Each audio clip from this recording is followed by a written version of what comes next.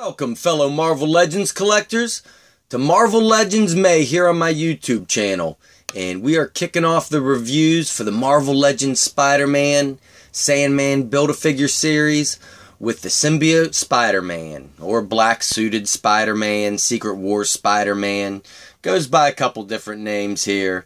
And basically, this action figure is just a mashup of the Pizza Spider-Man body with the head of the Scarlet Spider. And of course a totally different paint job, but that's basically all this figure is a mashup of those two.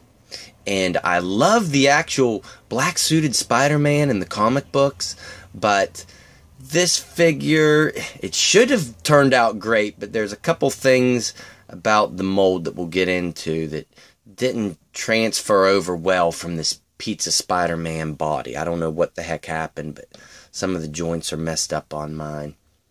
Now, the overall look of him is great.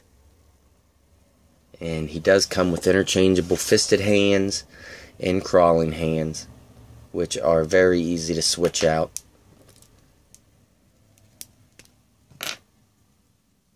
Just pop it out and put the new one in like so.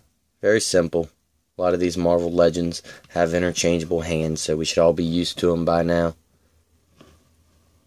And that Scarlet Spider head does look great for this symbiote Spider-Man.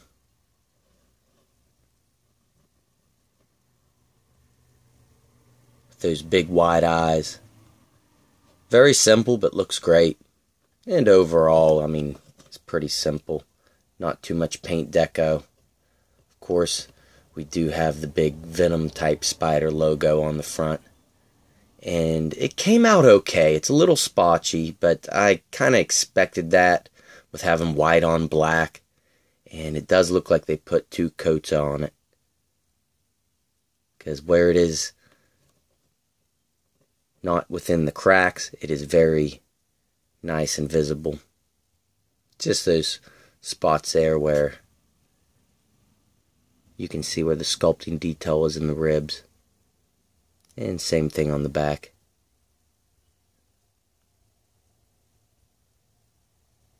So it came out pretty clean, and even within those butterfly joints came out pretty clean.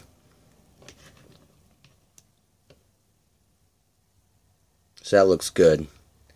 And then of course the only other white paint is on the hands. On both. And of course just straight black from the waist down.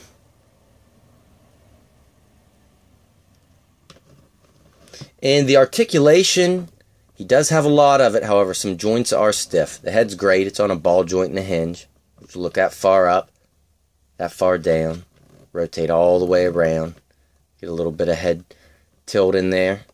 He's got that butterfly joint, which that works great. However, the actual ball joint here at the shoulders is very stiff, and you can hear it crank. And it was even more stiff when I first opened it up. I kind of had to work it to get it loose. So be very careful for that. Let's see how the other side is.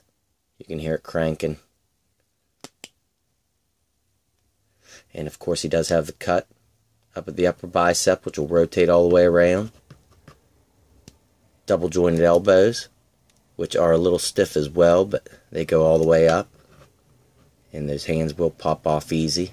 Of course he has the peg here at the wrist and the hinge.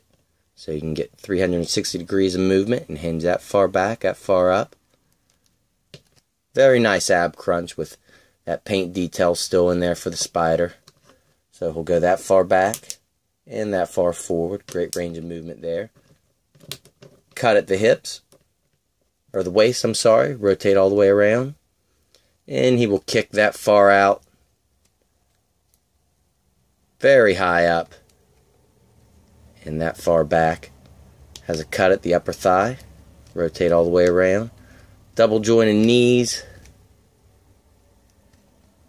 And of course, the peg and hinge here at the foot, which you can get that far down and that far up in that ankle pivot. And if you can notice here, I'm sure this isn't going to be on all of them, you can see my right ankle is fine and the left is really messed up. So I've got a couple defects with this figure, especially there. And I don't know if everybody's shoulders are going to be as tight as mine. So just be mindful of that if you pick it up. But overall, it looks like a great figure, and I am happy to have a black suited Spider-Man in my collection, because I never did get the one that was released whenever Toy Biz did them. So, alright everyone, stay tuned, because I will be reviewing Green Goblin next.